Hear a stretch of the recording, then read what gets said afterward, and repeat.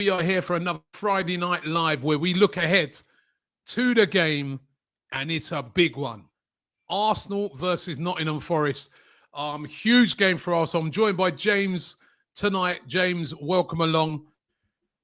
Am I talking about Nottingham Forest? No disrespect to them, being a big game as if we're playing Man United or we're playing City or we're playing...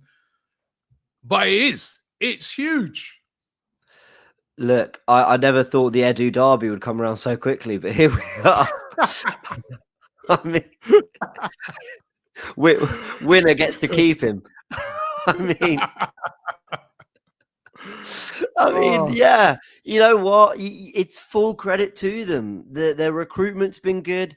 They believed in players that other bigger clubs, bigger clubs in inverted commas, haven't really, and they've brought them back to life. And they've been, I know a couple of years ago they were mocked for the sheer amount of signings they made when they first came into the Premier League.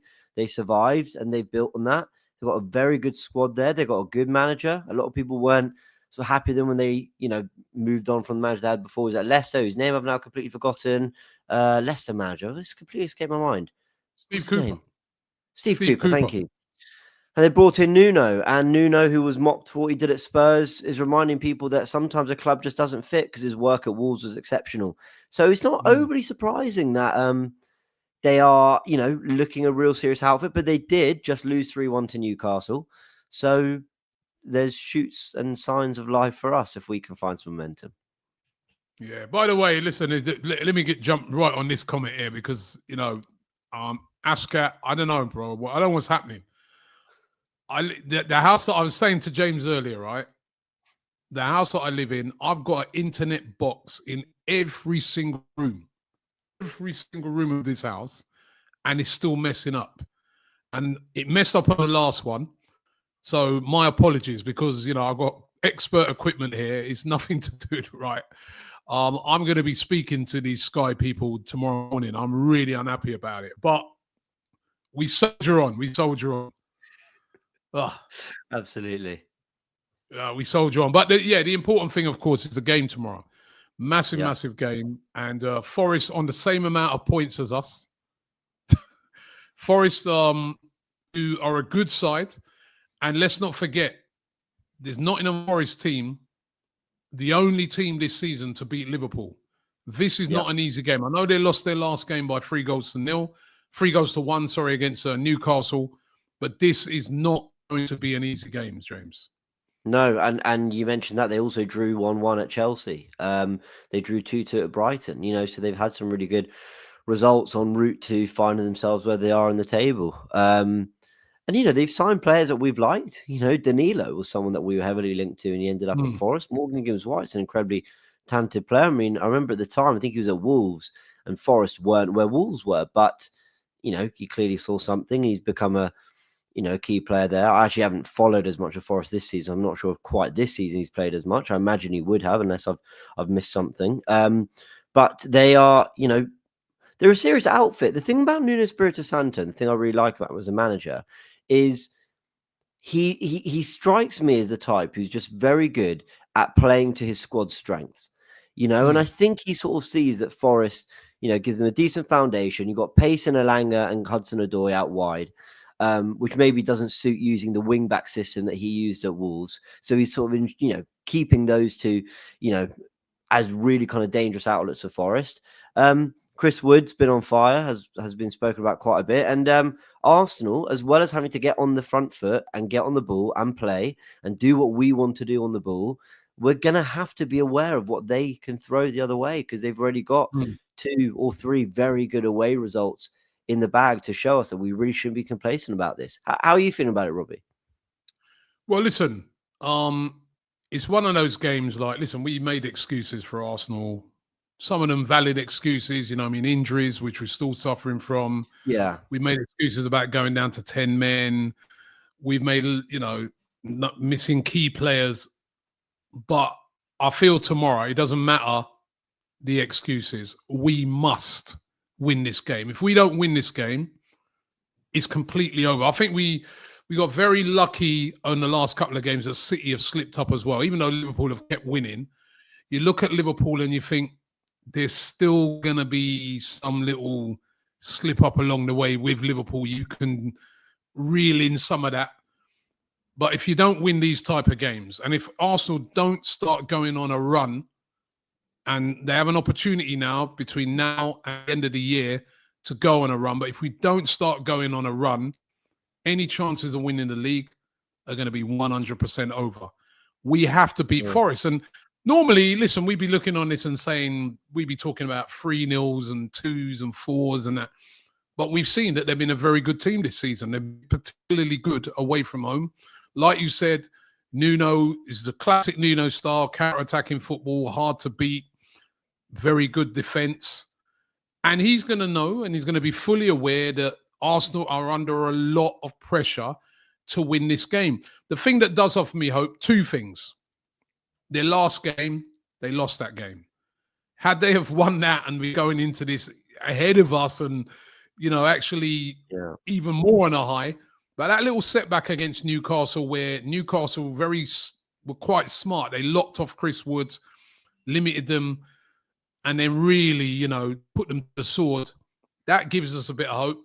And then the second thing that gives me a bit of hope is the fact that the last game that Arsenal played against Chelsea, I thought it was a much better performance by Chelsea, by Arsenal with Martin Odegaard back in the team. Martin Odegaard being back in the team is big, but there's doubts around Saka. Is Saka going to be fit for the game? And if he's not fit, who plays?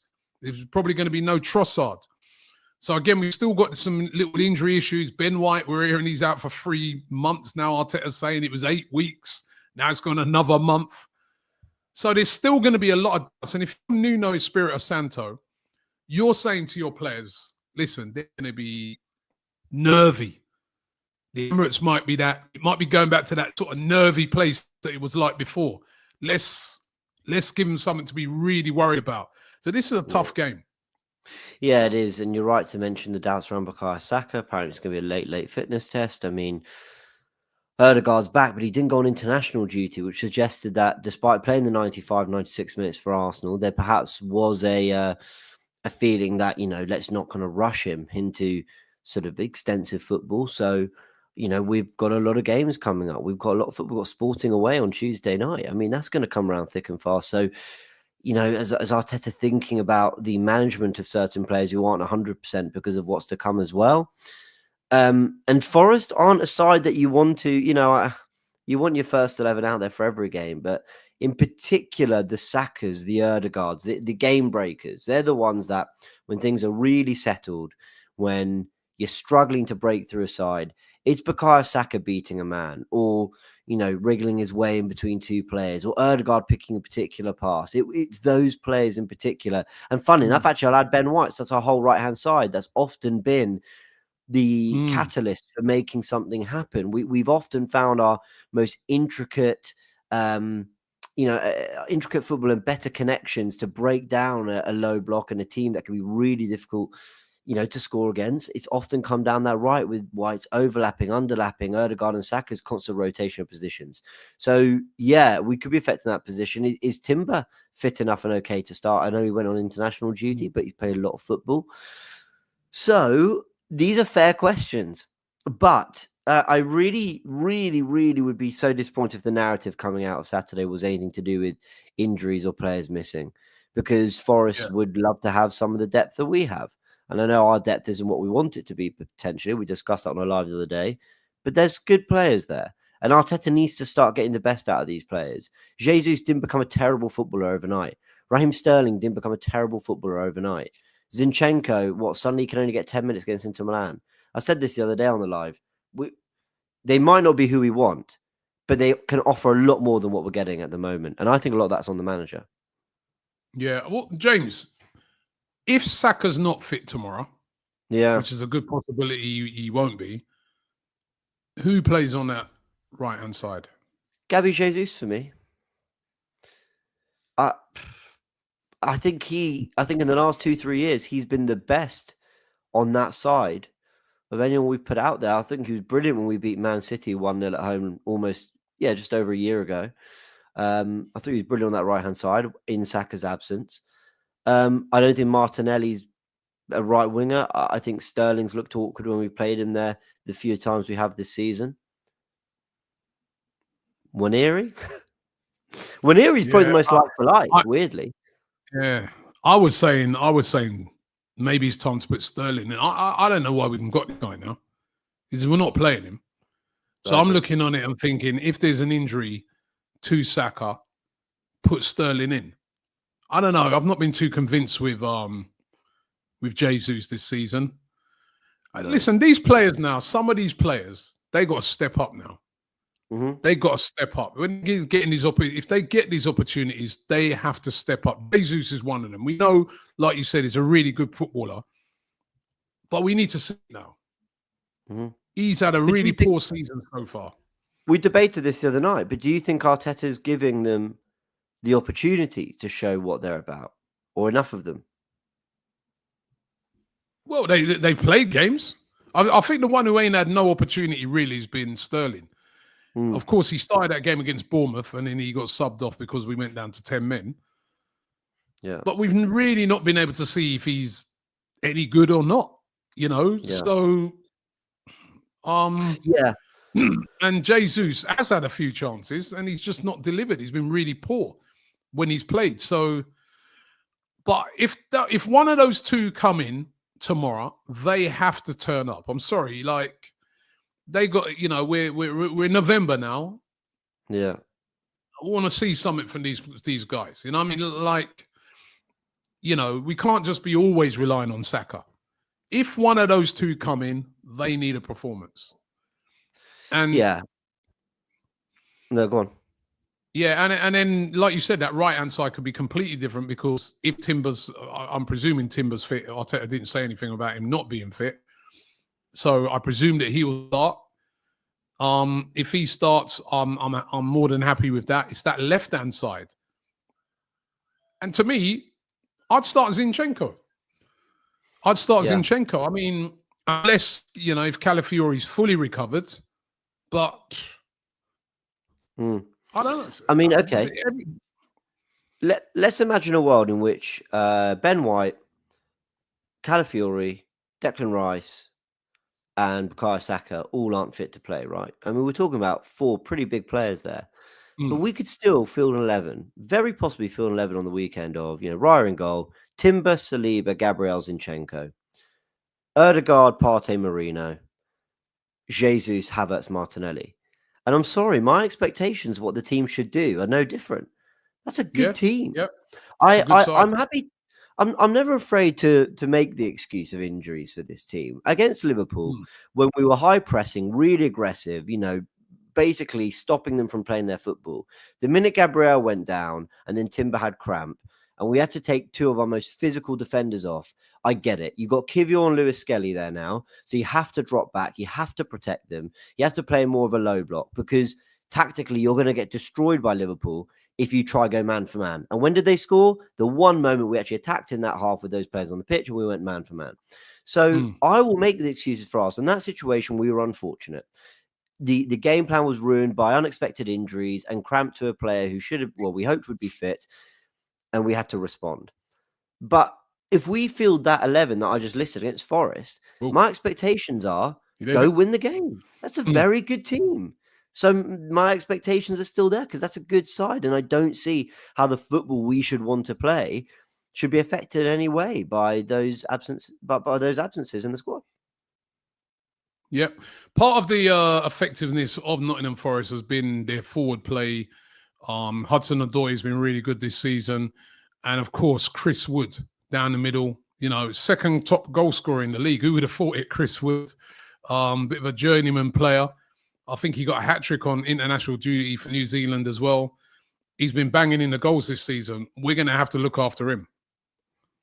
Yeah, and, you know, if I look at over the years at the strikers that Saliba and Gabriel have struggled against, and it's not many, may I say, it's not many, but it's actually the ones who are really dominant in the air. And I might be wrong, and chat, let me know if I'm wrong. It feels to me like they target Saliba a little bit more when there's a striker who's got that ability to dominate aerially. I think of Ivan Toney. Now, Ivan Toney was more athletic than Chris Wood, don't get me wrong. But if you're talking about an out ball, if you're talking about a hold up, if you're talking about someone who gives you 2-3 seconds to set yourselves and try play your football, then Chris Wood is someone who may offer that for them. So does he want to get into the aerial battle with William Saliba? That would be interesting. I think when it's come to players, when it comes to ground duels, I think Gabriel and Saliba are both very accomplished, but actually it's those kind of big, and it's funny because Saliba and Gabriel, we talk about them being really towering figures, but it's weirdly where I've noticed a little bit of a trend in them sometimes losing the battle. So yeah, Chris Wood will be someone we have to keep quiet. I mean, I think they're up there for set piece goals for us as well. Let me just check. I think most goals from set pieces this season. Let me just have a little look. I think, I mean, everyone talks about us. I think Forest are up there. I'll just check that while I'll let you carry on. But definitely we're gonna have to keep Chris Wood quiet. Hudson-Odoi, they're wide players. And then we're gonna have to try and get at them through the midfield. But like you said, James, we're more than capable of winning this game. We have improved over, the last couple of games. The Milan game, even though we lost, that was a better performance. And of course, the Chelsea game, that was a better performance.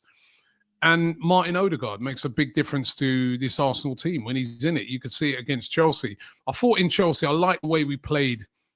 That was more like the Arsenal we were used to seeing last season. More aggressive, pressing, quicker. And Kai Havertz was actually in the box and not, dropping into midfield and here and there and everywhere. And that's where I want to see him again tomorrow. I couldn't agree more. And Kai Havertz, by the way, I didn't even think was great against Chelsea, to be honest, but he did score that goal. Had he been just a step further forward, it's a great goal. And he's done what a striker's meant to do, which is occupy defenders, make good runs, and when in front of goal, put it in the back of the net. And, we thought he'd had that moment at the bridge. And the offside, which was correct, took that away from us. But that's been my biggest frustration with Kai Havertz. And I had a really good debate when I was live with Laurie, Turkish, and Cecil the other night. And what we were discussing was basically, is Kai Havertz good enough? And my argument to people isn't Kai Havertz is definitely 100% good enough to lead us to the title. I'm not trying to champion that. But what I would say is, how do we know he's not? Because the minute Odegaard got injured, which, by the way, was the third game of the season, Arteta really messed around with his use of Kai Havertz in that area. Before that, Havertz was looking at something like 7 goals in 7 games at the Emirates, was looking at goals against PSG, Brighton, Wolves, all at home. I thought he played brilliantly in the North London derby away. I thought he more than put in a shift away at the Etihad. And I was actually sitting there singing his praises, thinking this guy can lead us to, the title. But we need to see him up front. And I just think Watkins, with the form he's been on, would Emery move him into another position to, I don't know, to get Duran in the team? No, he actually famously is keeping Duran out of the team because Rodgers and Watkins are doing their thing. And that's true of other, strikers. Isak, would Newcastle move him out to the left wing just to sort of squeeze someone else in, or because Anthony Gordon's missing? They just wouldn't do that. So I don't want to see Havertz messed around with either. I think he can prove something if he gets a run up front. Yeah, he needs a goal, doesn't he? He hasn't scored for a while in the Premier League as well, so he needs a goal. But as I said, I felt a bit sorry for him because I just felt like what you're saying, that he's not been playing as a striker. He's been playing everywhere but a striker. He did play as a striker against Chelsea, and I thought that was a much better performance by him. But the whole team needs to turn up, and this is an opportunity for them to get back on track. We're playing at home. We haven't had a home game since we played against Liverpool. I think that was, 22nd of October. We haven't had a home game in the Premier League since then. We've just been on the 2022, Robbie. Feels ages ago. It feels ages ago. Is that what I said? 2022? No, you didn't. It's what I'm asking you. It feels that long ago. I can't. Robbie, me and you have been on holiday to Milan together since. Yeah, I've been to Milan. I've been to Dubai. I've been everywhere, right? Yeah. I mean, it's like, and we need, I really want to see a performance. I hope the fans really get behind the team tomorrow. And the fans need a lift because it has been like really, it's been a tough, so ever since that last international break, it's been really tough. And we need something now. We need a lift. We do. Can I tell you something, right? And I'm not trying to gas up everyone watching or whatever. But I'm just trying to. What I'm going to do, I'm going to tell you a few things, and the whole point of it is to make the point that football can change so quickly. Now, in 2 months' time, or 22nd of November, so let's say we're coming to the end of January in 2 months' time, and Arsenal have just appointed Luis Ocampos, or a really good sporting director, whoever that might be, right? We've signed a midfielder or a forward, or we've signed a player that we're excited about. Maybe even just a £40 million player that we like. We've won 7 of our last 8 games. We've beaten Palace in the quarters of the Carabao Cup or into the semi-finals. We've won a couple more games in the Champions League, and we're looking good for top 8 in that competition. Maybe Liverpool drew with City at Anfield. Maybe they had one off day, and actually that 9-point gap is now 4 points.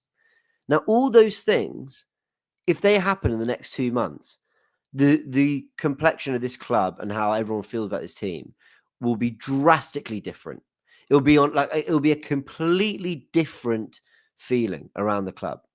Now, a lot of people will go, yeah, but James, you've just listed like 6 things that have to go our way. But do any of them sound particularly unrealistic? Do any of them sound like something that couldn't happen? Now, maybe it wouldn't, but what I'm trying to say in all this is, like, go into tomorrow's game hoping. Because if we lose, it's going to be disappointing whether you hoped or not. Things can change really quickly in football. And I really hope the Arsenal players really have that in their mind, and Arteta's kind of re-delivering that message. Just win some games, and before you know it, things just look so different for this team and this club and this season. And that's how, this last 2 weeks, I've enjoyed the break. I've really enjoyed the break. But I do feel excited to just rub our hands and go, right, what have we got? What are we about? Yeah. Yeah. I mean, like I agree with you that the margins of football are so small. And I've been sort of beating the drum and saying it's only 11 games gone and things can change very quickly with a couple of wins. Yeah. But we've got to get the couple of wins. Yes. And if we don't get a couple of wins, right, all of a sudden, everybody, all the doom and gloom merchants will be completely right. But it can change very quickly. You're looking at some of the games Arsenal have got coming up. They're really winnable games. City have got some tougher games coming up. Liverpool have got some tougher games coming up than we've got. We have to take advantage of those. And yeah, we're relying on them dropping points. But, these are tougher games. And I was making a point to a friend of mine the other day that, if you go to play City, when we were all going up to Manchester to play City, you'll have fans saying, I'll take a point, because how difficult that game is. When you go away to Chelsea, the other day we're all sort of like, we need 3 points, right? But really and truly, a point at Stamford Bridge, most people will take that. That's a good point, right? So that is the difference between games what you look at and you say those games are really winnable games in comparison to games that even though you're confident you can win them, it's a tough ask to go to the Bridge and win. It's tough to go to Spurs and win. It's tough to go to City and win. Liverpool, when you get Liverpool or City at home, those are not givens. We've had a lot of those type of games already. We now got to take advantage of some of the games that are coming up that on paper are winnable. One of those games is tomorrow. Despite how well Nottingham Forest have been playing, Arsenal are expected to win that game. Win that game, then we got West Ham away next week. They're not playing very well at the moment, West Ham. The manager's under a lot of pressure. We don't know what's going to happen with them over the weekend. That's a winnable game. Then we come back home. Who we got after that? That's we're back home. Is it Man United? Oh, no, sorry. Man United. Tough game. That is one of your games that you look, whether you're home or away, you always look on that game and say, it's a huge game, tough game, new manager. But we got a good record against Manchester United at home, right? So another game that we can win. And then we go away to Palace. That's another game that, then we got Ipswich at home. So there's a run of games coming up that if Arsenal are on form, they can really change the fortunes, like you said, James, of where we are. But I really do feel that that's why tomorrow's game is key, because we haven't won a game since before the last international break. I know. We must win that game tomorrow. We must to build momentum. And all those things you said, getting that vibe back in the players and in the fans and everything, that, you know what, ain't over yet. And that's why it's key. So and do you think we'll win it? Yeah, I think we will. I don't think it'll be comfortable. I think it'll be a 1 or 2-0. But let me ask you a question, Robbie, because this always divides opinion. Do you think the players think one game at a time, or do you think they target a run? Do you think they think our aim is to win 5 in a row? Well, how do you think players think about it? I personally think that players, I think they target. I think managers, and I've heard this before about Pep Guardiola, they map out the season.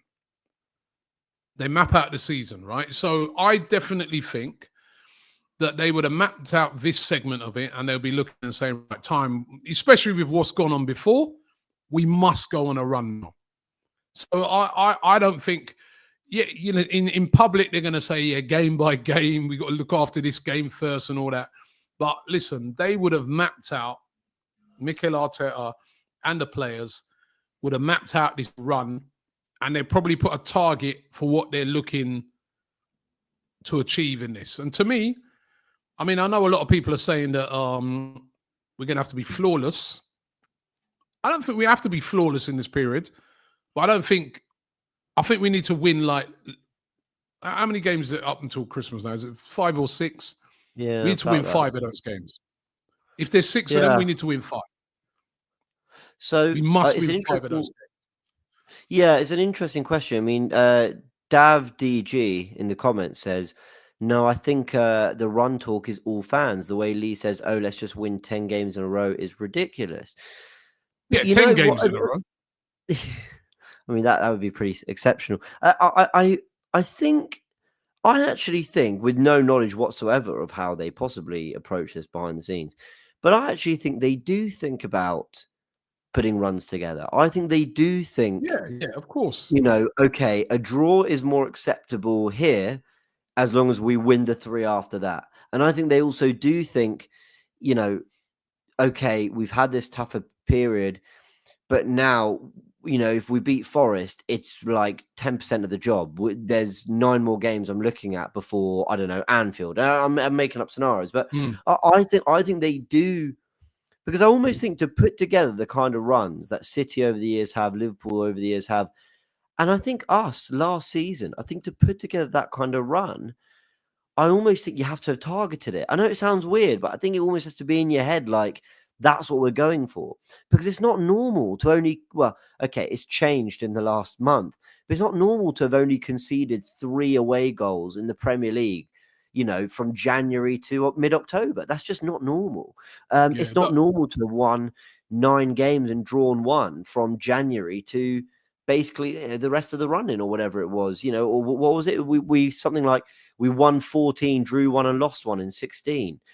That's just not normal. I almost think there has to be this rallying cry, this like, all right, everyone, we're going to go on a run now, strap in. It's time to build from here. But I might be wrong. Maybe they do just go 1 game at a time. Maybe they do just, you go 1 game at a time. And next thing you know, you've won 8, and you're like, oh, how do we do that? I don't know. Yeah. I feel like they've got to win that one tomorrow. This is quite a short one that we're doing tonight, so we're running out of time, James. But let's get you a prediction. I went 1-0 on Forever Arsenal, so I'll stick with that. Not easy. I think it'll be nervy, but I think we'll do enough to win, and I think we'll come out not just the winners, but looking like deserved winners. So I'll go with the 1-0, and I'm going to go for a Martinelli goal. All right, I'm going 2-0. Kai Havertz, Martin Odegaard gets off the mark. Right, so Kai Havertz and Odegaard. But let's hope we get a win, guys. Don't forget, tomorrow, of course, we'll be covering the game. We've got the watch-along in the studio. We're also at the game interviewing fans after the game, and let's hope it's all about a good win. But it's a massive, massive game tomorrow. James, I want to thank you very much for coming on. Thank you to you guys as well. I've got to apologise about my internet today. It's been dreadful. I've had to be streaming off my phone. I'm going to be on these internet providers tomorrow. We're going to get this sorted out. But listen, apologies about my dodgy internet today. But we still did it. We were still here. We had a chat. It was good. Good to catch up. So thank you very much. And James, thank you very much. And of course, don't forget to check us out tomorrow. It's a big game, guys. Arsenal versus Nottingham Forest.